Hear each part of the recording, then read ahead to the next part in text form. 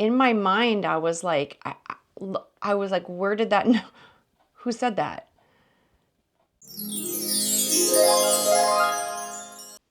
Hi, it's Hazel. Welcome back to my channel. And for those who are new, I'm excited that you're here because we're on a mission to help you find the magic within so you can have an incredible life. So today I want to talk to you about divine intervention, or do guardian angels really exist? I have a story to share with you that you're not going to want to miss. So I'm going to tell you that a divine power greater than ourselves exists. I have proof. I'm going to take you back to when I was 5 years old. The year would have been 1977, and I can remember this day and this particular experience crystal clear as if it happened yesterday, which is pretty incredible because I was just 5 years old at the time, and to remember the details, and I'm going to tell you the story, time really stood still and slowed down. It was almost like it was moving in slow motion. And every single detail from this day has been etched and burned into my memory. I will never, ever forget it. But that was the day that my life was saved by a guardian angel. We weren't a religious family back then. I don't ever remember going to church up until that point. Perhaps my parents had some belief, but as a family, we were not churchgoers. But we were a good middle-class family growing up in Ontario and Canada. In the 70s, we were allowed to play at the park without our parents. They didn't make arrangements for play dates. Life was a little bit simpler, a little bit safer. And we could just go to the park, and when the streetlights came on at dusk, that was your cue that you needed to come home. So I was 5 years old at the time, and we lived in this community that had two parks very close to our home. We called them the big park and the little park. The big park was kind of kitty corner to our backyard, so I had to walk about 8 houses down and cut through a catwalk to get to the park. And it was fun, but there were certain kids that went to the big park that I was friends with, but I didn't necessarily want to play with because my really good friends or my best friends would go to the little park. To get to the little park, I had to go about 12 houses down, and I had to cross a street to get to the little park. Now, if you were standing in the little park, you could see the big park. It was just literally across the street, diagonally across the street, so kids could see each other playing. My friends would go to the little park, and I would meet them there, and they had Parks and Rec, and we would do crafts and stuff like that. It was really fun. They had a little playground, they had a slide and some swing sets, and it was a pretty simple setup, but we would spend hours there playing together. It must have been summertime because it was really warm out. I was wearing shorts and a t-shirt, and I had ridden my bike there. And I remember feeling how proud I was that I could ride my bike to the park. I was a big kid now. And so that particular day, I had spent a few hours playing with my friends. They had a wonderful program at the park called Parks and Rec, and they would do crafts with us and activities and play games. Well, that wrapped up, and some of my friends went home, and there was just a couple of us left, and I was the last one left swinging on the swing set. The rule in the 70s when I was growing up was when the streetlights come on, you come home, so just about dusk. But this was much earlier in the day, and no one was left to play with, so I thought, I might as well head home. So I hopped on my bike, and I was trying to ride it through the grass, which was very difficult because it hadn't been mowed and it was kind of lumpy and bumpy, and I was new at riding my bike. So I struggled my way over to the sidewalk. When I got to the sidewalk, I kind of hesitated for a minute, and I should have known better because my parents told me, walk your bike across the street. Make sure you look both ways and you walk your bike across the street. But I was just so excited. I loved riding my bike. It was a new thing for me. And I thought, I looked left, I looked right. There's no cars coming. Like, what harm could it do? And, it wasn't a very busy intersection. It was a dead end on the left. So cars had to either go straight through or they had to turn.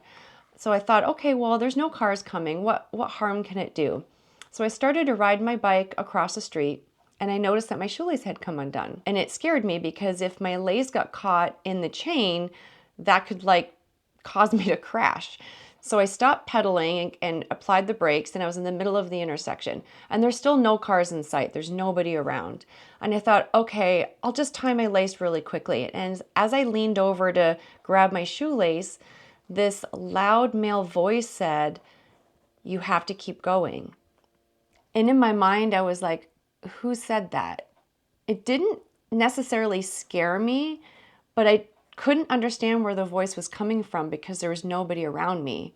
I mean, I'm just finished looking left and right. There's no cars, there's no people, there's nobody. Everyone had gone home. There was nobody around. And I hesitated again, and I thought it'll be very quick. Like I know how to tie my shoelace. I can tie it and be on my way, and nothing's going to happen. And the voice again said, "No, you cannot stop here. You must go." And the voice was a little bit more urgent this time. And I thought, okay. So I was an obedient child for the most part. So I kind of one-footed, scuffed my way across the intersection, and I got my front wheel on the sidewalk ramp, and I thought, okay, now I can tie my shoelace. And I bent over and I picked up the laces this time. And as soon as I touched the laces to lift them to start tying, the voice says, "You have to keep going. You cannot stop here. Keep moving." And it was so strange at the time because I thought, like, there's no cars, and it would just be easy for me just to tie my shoelace and I'll be on my way. So I thought, okay, I'll listen. So I kind of like shuffled my feet and got my bike up onto the sidewalk, and I leaned, it's kind of half sideways, so the handlebars were leaning against a fence. And I bent over and I started to tie my shoelace. And the voice again said, "You must go. You have to go. Move. You must move further." And it was a lot more urgent this time. This very loving but very firm male voice told me, "You have to keep going."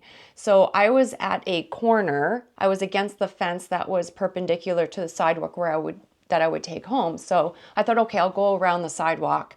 And about 4 houses down, there was like a little catwalk that cut into like another street.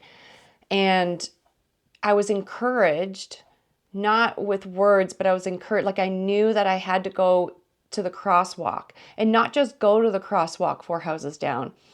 I knew I had to go into the crosswalk, which was very strange for me because why would I not just move 10 or 15 feet down the sidewalk and just lean my bike up against the fence and just, tie my shoe? But I was obedient. I listened to the voice. I listened to the internal message that I was getting, and I got off my bike and I started to tie my shoe. Literally, as soon as my handlebars touched the fence and I started to bend down, all you could hear was these car tires squealing so loud, like screeching. And you just heard this giant bang. And I looked over my shoulder, and a car was going up into the air and rotating. And it was the height of the telephone pole or the light pole. And it rotated. I remember counting 1, 2, 3. And I was frozen. I wasn't in fear because I knew where I was standing, I was safe, but I was in disbelief.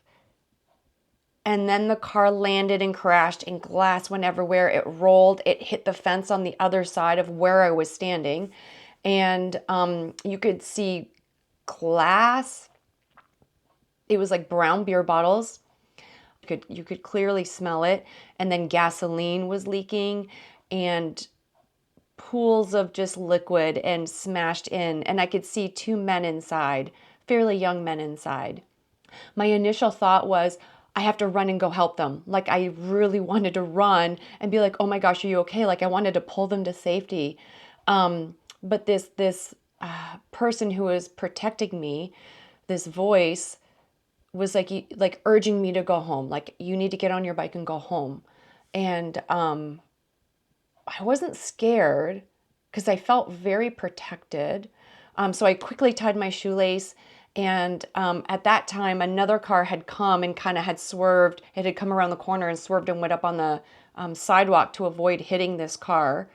And I thought, okay, there's another car there. I can run home real quick. So I hopped on my bike, and I was only, I don't know, like 6 or 8 houses away from home. So I like dumped the bike on the front lawn, and I run up and I'm, "Mom, Dad, there's a bad car accident. Come on, come with me. I got to show you. We've got to help them. Hurry, hurry. We've got to help." Well, of course, my parents were like, "You get inside the house. You're not going anywhere." And I was forbidden to go to the accident, which probably was a good thing.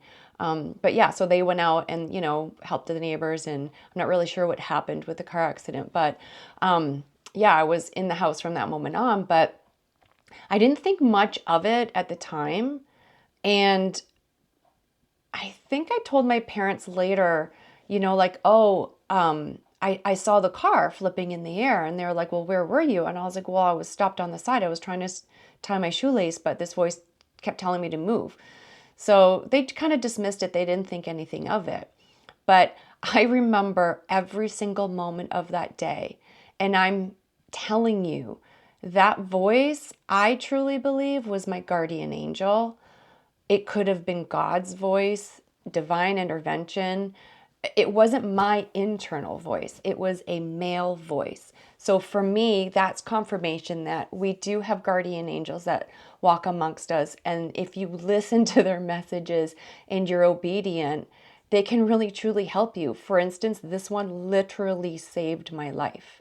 Imagine if I was defiant and I was like, who is that? There's nobody around. Why are they talking to me?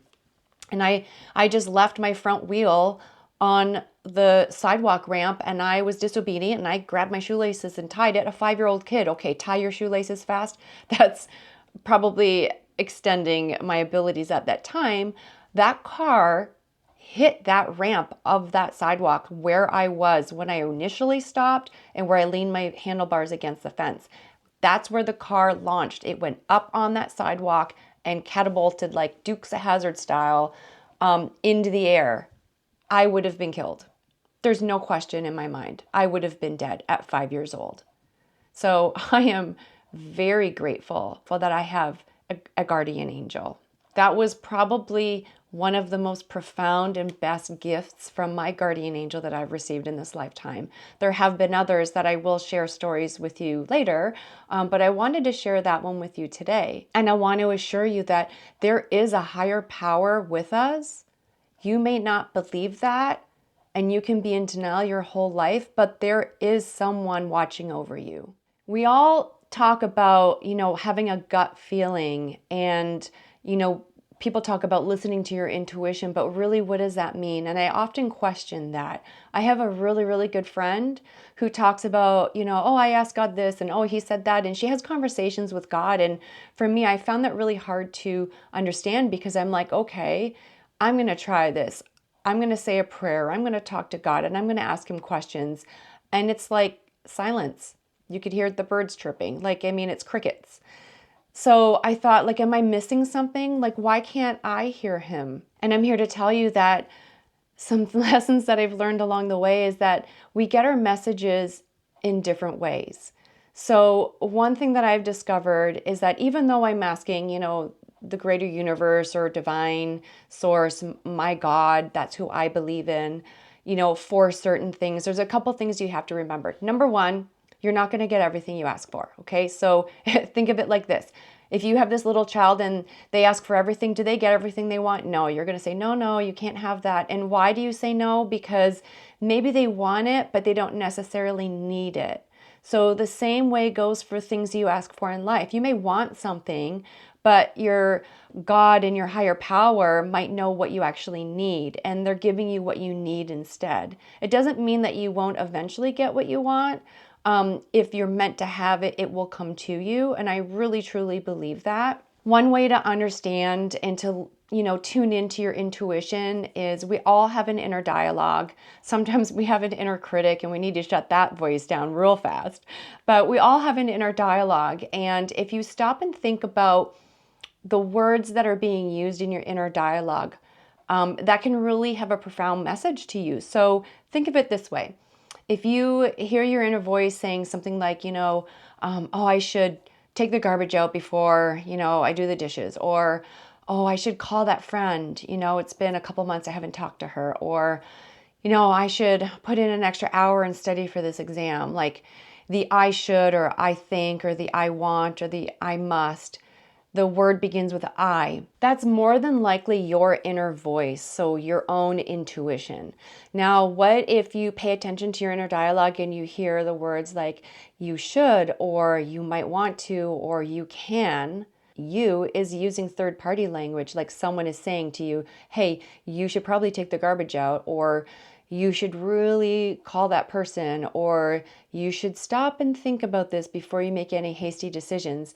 That is external guidance. So that could be your guardian angels or God or messages from above helping you navigate life and make decisions. So for me, the clarity and understanding that inner dialogue was really, really helpful, because a lot of times I'd be like, I should, you should, like, what am I listening to? I never really paid attention to it before, but when I stopped and started listening, it's really clear. So play that little game and see if you can understand what your internal dialogue is trying to say to you, what you're trying to say to yourself, or the guidance that you're being given and you're just not receiving it because you just don't know that it's there. You don't understand that it's coming to you. So going back to everything happens for a reason, and I know that I'm going to hear an argument, well, what about all the bad things, like people shouldn't get sick or get injured or whatever? And yes, those are all things that shouldn't happen to you. I agree. However, everything in life happens for a reason. You often hear motivational speakers who lost their leg and they're an amputee, and they're on stages preaching about how that was the best thing that ever happened to them because they discovered something about them that catapulted them into success or into who they were really truly meant to be. And it kind of shifted their focus away from going down a path maybe they shouldn't have been going down, or enlightened them to go down a new path that is way more fulfilling and completes them. So usually when we're going through things that are difficult, it sucks. Let's be honest. And I've been in the rat race myself. And when you're in the thick of it, it's just like, come on, like, can't I catch a break? But now that I'm through some of those challenges, I look back and I'm like, that's really interesting, because had I not gone through that experience, I wouldn't be where I am today. I wouldn't be the person that I am today. It built my character. It built so many strong skills and personality traits in me that I wouldn't have if life was peachy keen and perfect and easy. And let's face it, no life is perfect or peachy keen. Even the people who are happy and successful, they all face challenges and they all have to overcome something. So don't be fooled. We're all in this game together and we're all just trying to do our best to navigate it. And that's all that you can do. So I hope that this conversation and this little story, a peek into my past, has helped you. If you were ever struggling about, I'm so alone in this world, or why don't I have any help? We don't always necessarily get help from our family and friends, unfortunately, but you can get help from a higher power. You just have to ask. So why don't you try it? You've got nothing to lose. And I would love to know if you've had your own experiences where you've had divine intervention or experiences with a guardian angel, or, what do you think about your inner dialogue? Do you have anything profound that you would love to share? Please do so in the comments. I'd love to hear your stories too. Remember, until next time, you are worth it. Go find your magic. Thanks for watching, and I'll see you in the next one.